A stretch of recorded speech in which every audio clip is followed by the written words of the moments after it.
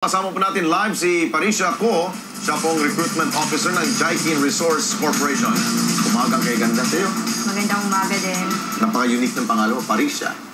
Okay, unang-una, ano mga requirements ito para sa mga nursing graduate na gusto magtrabaho dito sa UK? Ang kailangan talaga nila is 2 to 3 years hospital field working experience. At dapat meron na rin silang NMC, decision letter from United Kingdom. At saka dapat meron na rin silang aside from 2 to 3 years, may NMC na rin, at meron na rin IELTS. Okay? Ano yung IELTS? International English Language Testing System.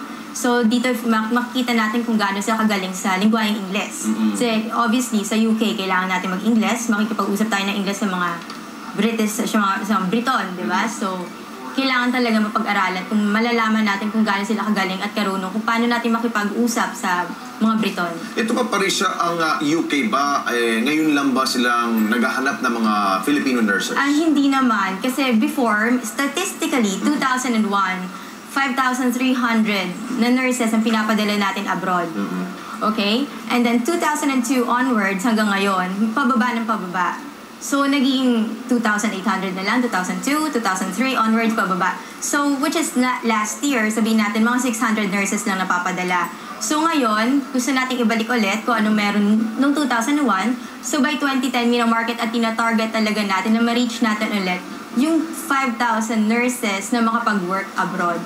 Since maganda talaga to para sa mga Filipinos, nakakatulong tayo sa ibang tao, na mabigyan sila ng mas magandang buhay. Sinasabi 100. Ibig sabihin ba dito, Parisha, na itong 100 ay mostly Filipinos lang to? O kukuha pa sila ng ibang mga bansa? Yung 100 nurses na kailangan natin, talagang for Filipinos lang ito. So, ano nakita ng mga taga-UK na gusto nila mga Pinoy nurses? Obviously, sa Filipinos, talagang hospitable tayo. Marunong tayo makisama sa tao.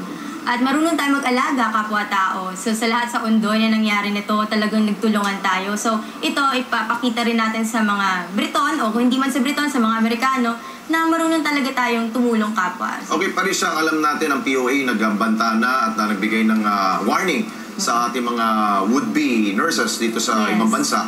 Ito bang recruitment agencies na babanggitin ninyo ay talagang certified sila ng POA? Yes. Certified kami at hindi po kami illegal. So, beware of illegal recruiters, obviously. And ang kagandahan kasi sino-offer namin sa mga nurses, no recruitment fee. So, yun po ang maganda at wala po silang babayaran na anything.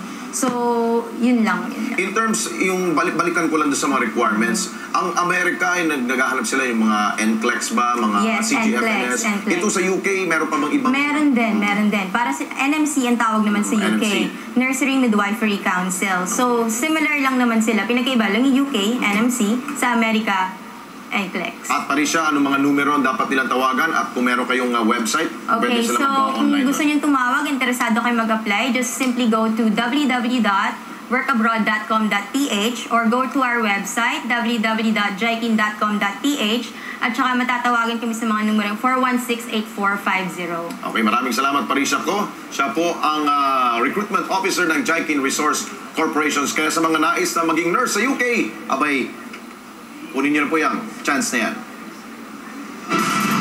At susunod na,